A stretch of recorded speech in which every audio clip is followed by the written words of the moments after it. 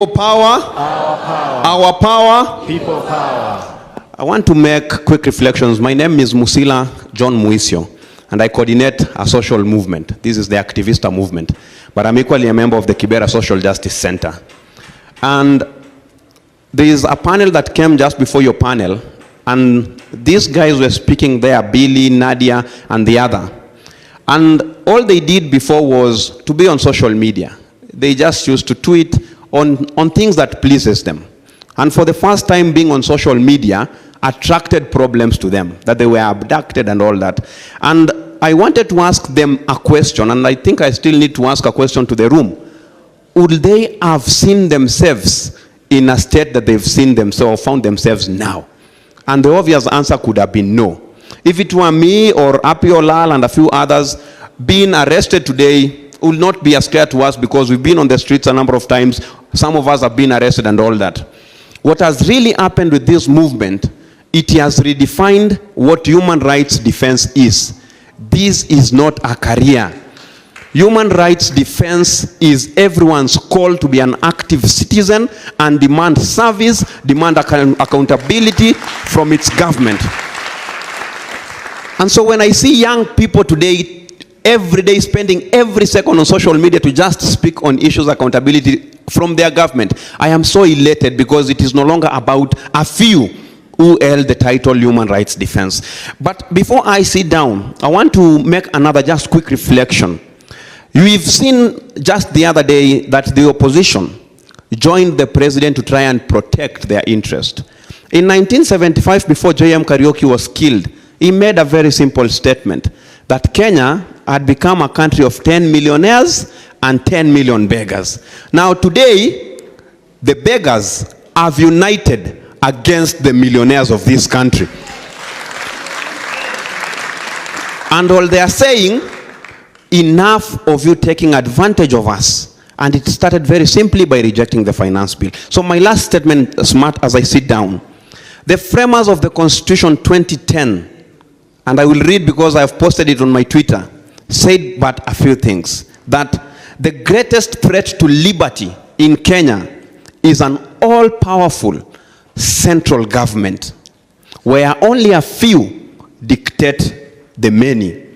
We've seen what the president has done in even curtailing the powers of our National Assembly, our legislature, which is a separate wing of government that should be holding this same executive to account. And this is because he is taking us back to an all-powerful central government, which the Constitution actually is against. But they were equally very cautious to realize that the rule of the mob, which is unguided at times, will lead to anarchy and, in the end, despotism. I know as a country that respects its constitution, we wouldn't want to get there. So as we've been pushing, we are equally very cautious not to allow anyone an excuse to say, I turned this country into a military state because the mob did not want to be guided. I turned this country into a dictatorship because the mob insisted into it. So we are pushing, demanding for good governance, demanding for accountability. We are not relenting because, as always, people power is greater than the people in power. Thank you very much. Thank you, thank you. Just give the microphone to the gentleman in a suit at the back.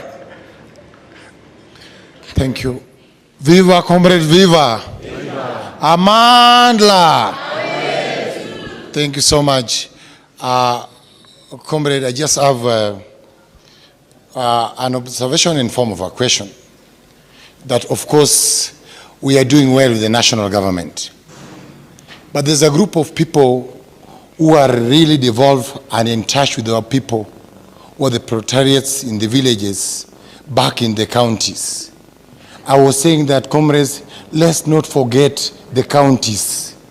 That is the people who are also interacting with our people back there in the villages. So after this struggle come from the national, we go back to the county government so that we fight this nepotism and fight for transparency and accountability. I want specifically to appreciate Aki Africa. I was there, smart, I'm traumatized up to date. This guy is so quiet. I don't know what he's using. I'm shocked. They took me to a mortuary. I ran away with this gentleman during Rex and Evans postmortem. I don't know you are made of what. All those parents were crying on their chests. I was shocked to see them still walking. I was shocked on the hardest day of the strike. You know, on Thursday, few people came. Among the few who came, and Shakira and the rest, now to notify us and to get us very, very easy on Thursday. I remember those guys were going to an extent of tear gassing where people were being treated. You are just wondering, what kind of human being is this? This is a place where people are now being treated, please. And they're even going ahead to tear gas a petrol station. We are at the corner of the total there. It was quite unfortunate. Please, comrades, the question I wanted to ask with care and with utmost humility, how can we organize this struggle in a way that we don't lose the gains made and we don't lose the focus? Because if we end up in the morning, someone is saying we fight for this, fight for that, fight for this, fight for positions, then we are going to lose this focus, and these guys are going to run away with all the gains that we have done, what? We have made. So I was just pleading with those in the panel, if you can guide the conversation to a clear focus. Because now there are also political rivals who are taking advantage of this thing. Like someone is planning to vie for 2027. What is the next thing? 20 to Salami and Ani. You are getting? Not for the struggle, but for the narrow, self-seeking interest. That was my plea. Otherwise, Aki Africa, may God bless you. And I'm pleading, colleagues who are seated there, how can you debrief? I'm a teacher by profession. Some people who came for the struggle didn't even know the road. I was shocked, someone asking me, amefika Ngara and wapi barabara ya kuenda Kabete. You can tell you. When we are taking that roundabout to Nyayo, wale waliangusha fence, those who are falling down, wale waliona, they are still, I still feel the smell of blood mpaka saizi. So how can we debrief these people by counseling them? Because some people may also turn violent after this one. Because some wengine wako wamezoea that kind of exposure.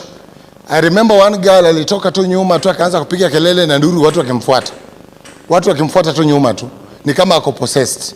So how can you also organize that we have centers, we communicate where these people can come and we get guidance and counseling. May God bless the struggle. Thank you. Can you take your brief as well and keep it a minute or less? Yes, I'll make it very brief. Comrades power.